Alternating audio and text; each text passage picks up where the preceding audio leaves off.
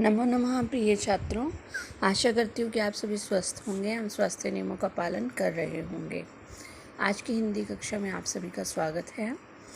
आज की हिंदी कक्षा का विषय है पाठ 2 डाक बाबू का प्यार, जो कि प्रकाश मनु द्वारा रचित है।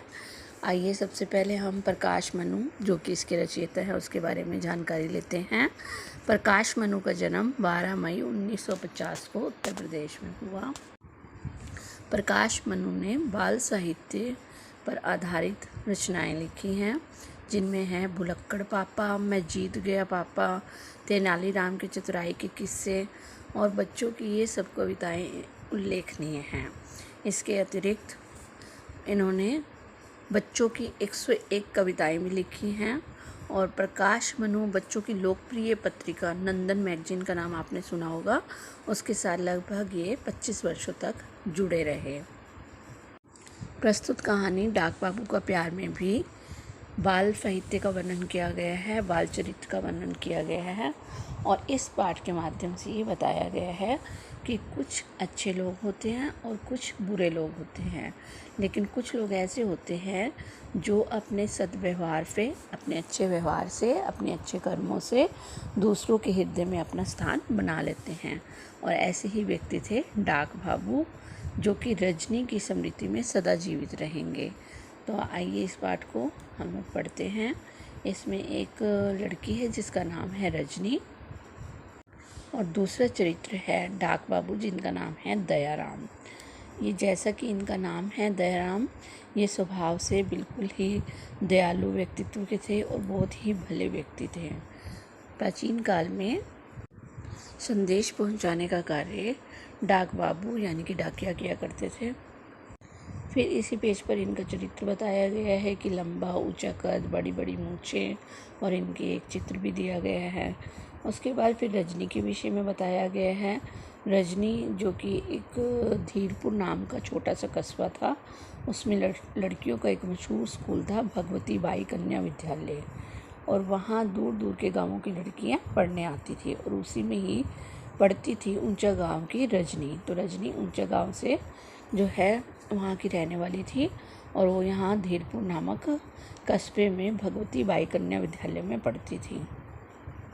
और रजनी के जो पिता थे वो एक मामूली किसान थे और उनकी इच्छा थी कि उनकी लड़की पढ़ लिख कर लायक बने, इसलिए उन्होंने वहाँ उसका एडमिशन करवाया था, उसका दाखिला करवाया था और वो हर महीने मनी ऑर्डर में उसकी फ़ीस के लिए रुपए भेज देते थे। मनी ऑर्डर का उद्देश्य होता है कि वह धनराशि अधिक तीव्रता से किसी व्यक्ति तक पहुंचाई जा सकती है। और जो रजनी थी वो भी अच्छी लड़की थी, खूब मेहनत से पढ़ती थी और फिजूल की चीज़ों पर एक भी पैसा खर्च नहीं करती थी। उसके पिताजी वैसे तो समय पर जो है पैसे जमा करवा देते थे, मनी ऑर्डर भेज देते थे, लेकिन एक बार फीस जमा कराने के लिए उसे क्लास टीचर से डांट भी सुननी पड़ती है। और क्योंकि उसे फीस के अलावा हॉस्टल की मेस का बिल भी चुकाना होता है, लेकिन उधर से उसके पिताजी की तरफ से उसे मनी ऑर्डर प्राप्त नहीं होता। और जो डाक बाबू दयाराम हैं, वो रजनी का परेशान चेहरा देखकर उससे भी ज़्यादा परेशान हो जाते हैं और उसे कहते हैं कि रजनी बेटा बात सुनो, क्यों बेटी, बहुत ज़रूरत है तुझे तो मुझसे कहो, मैं कर देता हूँ इंतज़ाम, तुम्हारा मनी ऑर्डर आए तो लौटा देना। वो उन्हें चाचा जी कहकर पुकारती थी तो कहती है, नहीं चाचा जी, ऐसी तो कोई बात नहीं है, मनी ऑर्डर आता ही होगा। ऐसा कहकर रजनी फिर जो है अपने घर की ओर आ जाती है। लेकिन डाक बाबू का प्यार देखकर रजनी की आंखें भर आती हैं।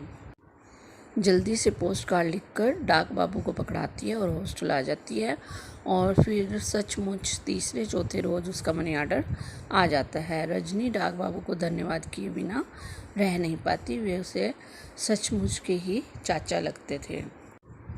ऐसे ही कुछ साल बीत गए, रजनी हाई स्कूल में आ गई। बोर्ड की परीक्षा थी। क्लास टीचर ने कहा था सभी बच्चों को बोर्ड की परीक्षा के लिए 300 रुपये अलग से जमा कराने होंगे। रजनी ने तुरंत घर पर चिट्ठी डाल दी थी कि इस बार मनी ऑर्डर में उसे 300 रुपये ज़्यादा की ज़रूरत है, लेकिन आज 7 तारीख हो गई थी, मनी ऑर्डर आया ही नहीं था। रजनी पूरा हफ्ता स्कूल की पढ़ाई खत्म होते ही डाक खाने जाकर डाक बाबू से पूछती रहती थी, चाचा जी मेरा मनी आर्डर आया? और हर बार उसे एक ही जवाब मिलता, नहीं बेटी, आता तो मैं खुद आकर तुझे दे जाता। इस पर रजनी की परेशानी बढ़ती जा रही थी और हाई स्कूल की परीक्षा भी निकट थी। स्कूल की फ़ीस तो जानी ही थी, बोर्ड की परीक्षा की फ़ीस भी भरी जानी थी, नहीं तो वह इस परीक्षा में नहीं बैठ सकती थी।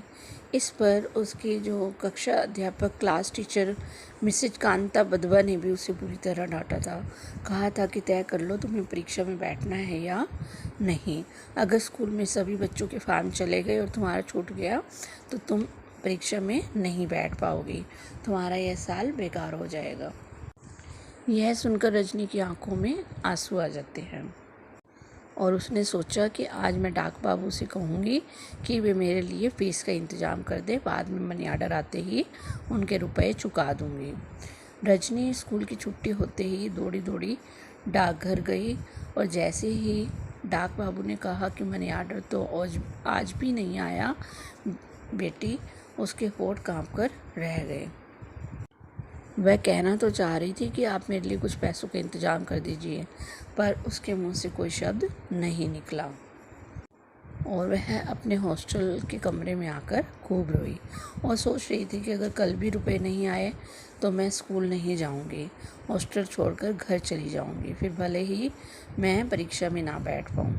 रात को उसने खाना भी नहीं खाया और वो कब सो गई उसे पता ही नहीं चला। अगले दिन रजनी अभी उठी ही थी कि आया ने आकर उसे बताया कि अतिथि कक्ष में कोई सज्जन उसका इंतज़ार कर रहे हैं। रजनी हैरान होकर कि इतनी सुबह सुबह कौन उससे मिलने आ गया, वहां जाकर देखा तो उसे अपनी आंखों पर विश्वास ही ना हुआ। सामने डाक बाबू दयाराम बैठे मंद मंद मुस्कुरा रहे थे। अरे चाचा जी आप? रजनी ने चकित होकर कहा, इतनी सुबह सुबह? हाँ बेटी, तुम्हारा मनी आर्डर कल ही आ गया था, लेकिन डाकिया बीमार था, कल आ नहीं पाया। मैंने सोचा मैं खुद जाकर दे आऊँ, शायद तुम्हें ज़रूरत हो, कहकर दयाराम जी ने 100 के 5 नोट उसके आगे रख दिए। फिर बोले, लगता है तुम्हारी इस बार की फ़ीस लेट हो गई है, तुम कहो तो मैं प्रिंसिपल साहब के पास जाकर बात करूं, मेरे वे परिचित हैं। तो रजनी कहती है कि नहीं नहीं चाचा जी, इसकी ज़रूरत नहीं है, मैं आज ही फ़ीस जमा करा दूंगी, ईश्वर का लाख लाख शुक्र है अब मैं इम्तिहान में बैठ पाऊंगी। ओह हाँ, डाक बाबू बोले, असल में डाकियों को तो आना था मनी आर्डर देने, पर मैंने खुद दस्तखत कर दिए और उससे रुपए ले लिए ताकि सुबह तेरे पास पहुंचा सकूं। और हाँ, याद आया, तुम्हारे पिताजी का संदेश भी था कि उसमें कि हमेशा की तरह खूब लगन से पढ़ना और अव्वल आना।